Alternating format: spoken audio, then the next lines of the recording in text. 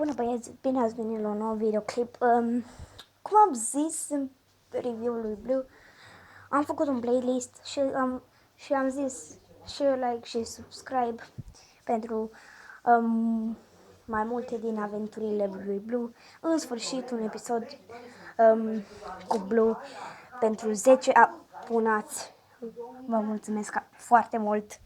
Acum Seara am ajuns la București. ce este nou? Da, am ajuns. Uitați-vă puțin la el. Uitați-vă la față. Uitați-vă. Blue? Blue, din nou te filmăm. Da, torcătorul meu. Blue a crescut. Să vină și Sophie. Da? Sophie? Facem aventurile lui Blue. Facem aventurile lui Blue, episodul 2. De ce, doi? Păi, n-am mai făcut de mult, așa că hai, vino.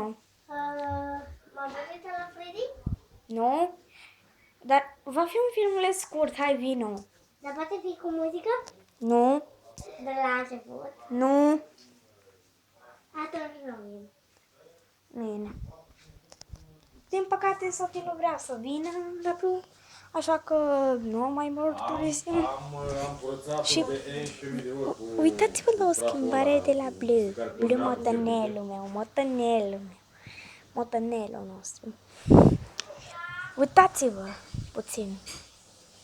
Dar numai degrabă punem un Este- sifon normal. Așteaptă puțin. Este mai mare. Sifon care nu costă extraordinar de mult, A dar crescut de la pliculețe de carne.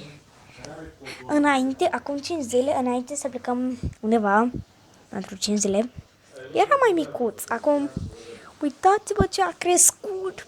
Băiatul ăsta mic, băiatul ăsta.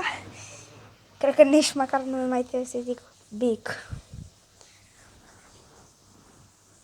Uitați-vă.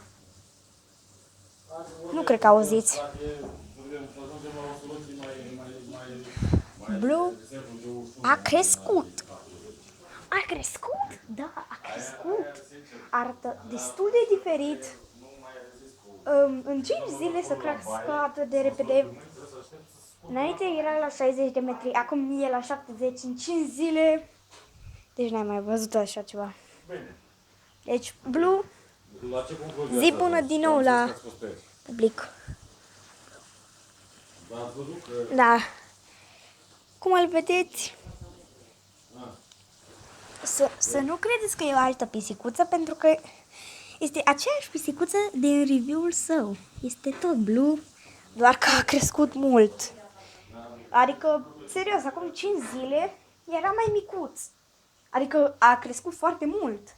Recunosc că a crescut mult. Mulțumesc pentru vizionare. Nu uitați să... Stai un pic. Nu uitați să nu ezitați. Nu uitați să nu ezitați să apăsați butonul de like, share și subscribe. Și mulțumesc din nou. Și mulțumesc din nou pentru... Stai un pic.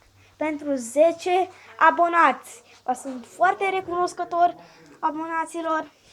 Și la revedere! Nici nu știu cum îi cheamă. Ba da.